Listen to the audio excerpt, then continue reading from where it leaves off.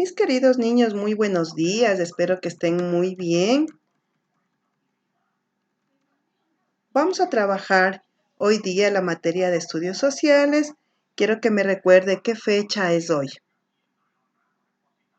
Muy bien, hoy día es martes 5 ¿de qué mes? De mayo del 2020. Muy bien. Miren, nosotros el día de ayer habíamos visto las transformaciones en la colonia. Quiero solamente que recordemos las transformaciones en la colonia, que hubo transformaciones políticas, transformaciones económicas, transformaciones culturales y transformaciones religiosas. Miren, todo esto desencadenó en que después hubo un rechazo a todas estas nuevas reformas. Vamos a recordar primeramente las reformas políticas. ¿Se acuerda que yo ayer le había dicho que se crearon los virreinatos de Nueva Granada? Instauraron de funcionarios llamados intendentes y la reforma a las Fuerzas Armadas. Esas fueron las reformas políticas. Las reformas económicas fueron la creación de los monopolios del tabaco. Solo un grupito de personas querían hacer el cultivo del tabaco. Se impulsó la producción y la explotación de muchos productos. En cuanto a la cultura y la sociedad, habíamos visto que se ofreció derechos y libertades a los gitanos. En cuanto a la religión, se expulsó a todos los jesuitas de todo el territorio y hubo la autorización para repartir las tierras. Todo esto fue la transformación en la colonia. Estas fueron las reformas en la transformación de la colonia. Ahora, en cambio, vamos a ver, chicos, el rechazo a las reformas. Pero antes, chicos, yo quiero que veamos el siguiente video, que pongamos mucha atención, porque vamos a trabajar de acuerdo a ello. ¿Sí, mis pequeños?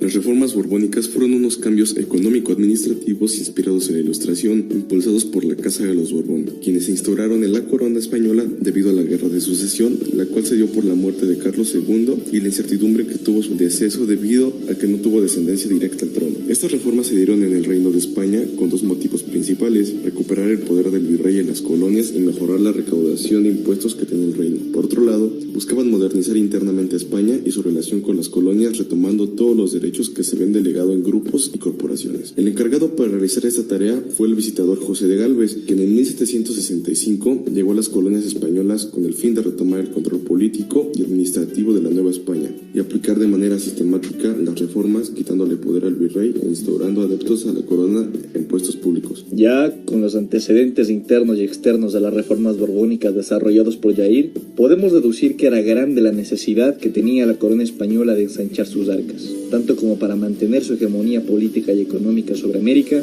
como para solventar gastos de guerra, como la implantación de un ejército permanente en Veracruz ante un posible ataque francés. La solución a este problema llega de la mano de las reformas borbónicas con la centralización del recaudo tributario, misma centralización que posteriormente modificará completamente las relaciones sociales de la Nueva España. Ahora veremos algunos impuestos que se intensificaron con las reformas borbónicas y que ayudaron a financiar a la corona española. El derecho de habería. Impuesto sobre el comercio externo, así como para la entrada de personas a las Indias americanas. Fue un impuesto que ya existía antes de las reformas borbónicas, pero con estas se pudo eficientar su cometido gracias a la diversificación de consulados a Guadalajara y Veracruz. Otro es la alcabala, símil de lo que hoy conocemos como IVA. Era un impuesto que gravaba las transacciones mercantiles y que, si bien en la mayoría de los casos pagaba el vendedor, repercutía sobre el comprador con el alza de los precios de varios productos, como los agrícolas, después de 1785. El tributo es el impuesto más antiguo, pues era pagado desde la época prehispánica. Este recaía sobre los campesinos indios que vivían y cultivaban su tierra. La tasa era de 2 pesos de plata, que se pagaban anualmente por cada tributario. Durante el virreinato, dicha recaudación aumentó considerablemente debido a que los funcionarios hicieron un trabajo exhaustivo para que se cobrara con eficiencia. Por otro lado, los impuestos a la minería fueron de los más productivos. Tanto el quinto como el diezmo constituían una proporción del metal que los mineros debían abonar a la corona a cambio del permiso de explotación. El diezmo minero era una contribución del 10% sobre toda la plata que llegaba a la casa de moneda. Además, estaba el diezmo eclesiástico. Este se cobraba sobre la producción agropecuaria sin ningún descuento de los gastos generales en su explotación. Los que no pagaban diezmo eran los indios. De esta manera, podemos ver que el aumento de los ingresos fiscales del gobierno de la Nueva España se vinculó directamente con las reformas borbónicas, que fueron puestas en marcha en la década de 1760. Los principales cambios en el comercio tras la aplicación de las reformas borbónicas fueron: 1. La producción, distribución y comercialización del aguardiente se legalizó con la puesta en marcha de las reformas. Su llegada a la circulación como un producto más del comercio permitió a la corona una entrada adicional de riqueza a través de los impuestos, pues su condición ilegal provocaba pérdidas para las arcas del rey. 2. Mientras había legalización, también había prohibición, como por ejemplo la prohibición de lo que era llamado repartimiento de mercancías, que consistía en que los alcaldes mayores vendían a los indígenas mercancías de importación o de producción virreinal a precios altos, a menudo por productos locales a precios bajos. 3. Fue en ese momento que surge el llamado comercio neutral, que consistía en un permiso a países que no estaban involucrados en el conflicto entre España e Inglaterra para entrar y salir de puertos novohispanos, y que España tuvo que aceptar debido al bloqueo de sus puertos por parte de la ya mencionada Inglaterra. 4. La corona española para entonces implementaba una política de fomento que incluía precios especiales para el azogue y la pólvora y excepción a la alcabala a todos los productos relacionados con la mercancía. 5. Una medida para desarticular el monopolio del Consulado de México fue la creación de 2 consulados, como el de Veracruz y Guadalajara en 1795. Finalmente, con la presencia de navíos y comerciantes peninsulares en Nueva España que realizaban actividades fuera de los ojos de los almaceneros en el Consulado de Mercaderes de la Ciudad de México, aumentaba el intercambio y disminuía el precio de los productos europeos.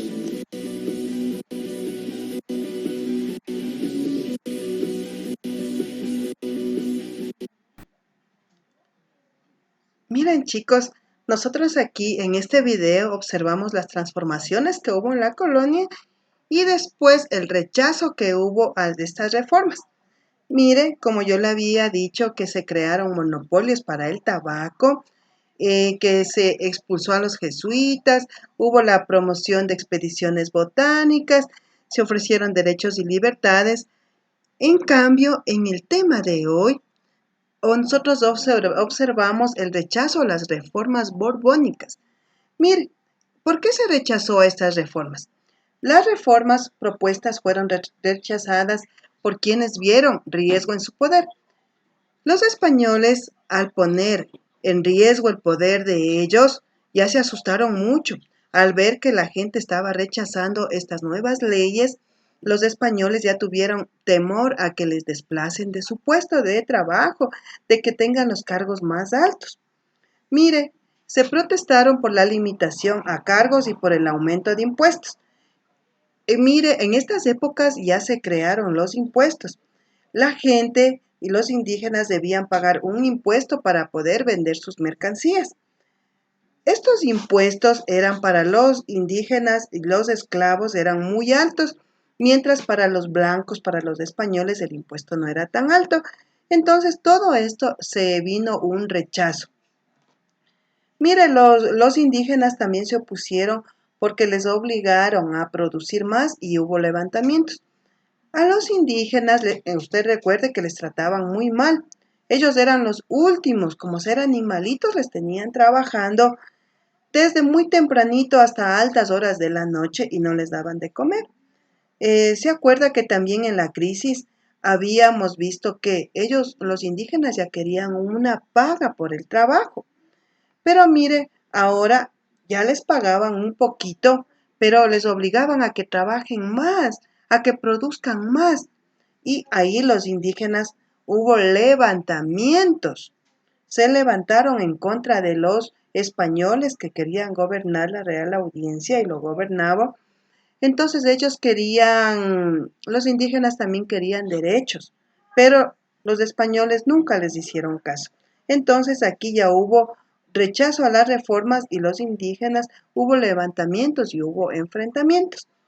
Entre ellos, chicos, aquí hubo una rebelión que se llama Rebelión de los Estancos.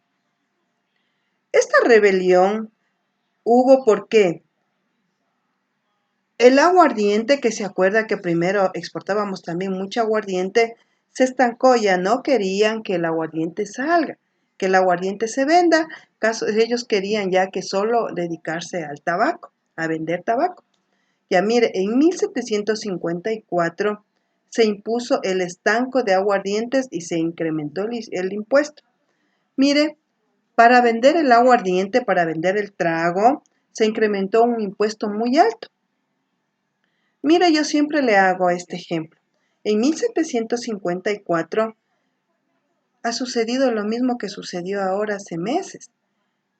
Para que el aguardiente no compre mucho, la gente se puso un impuesto muy alto y ahora el trago es muy caro.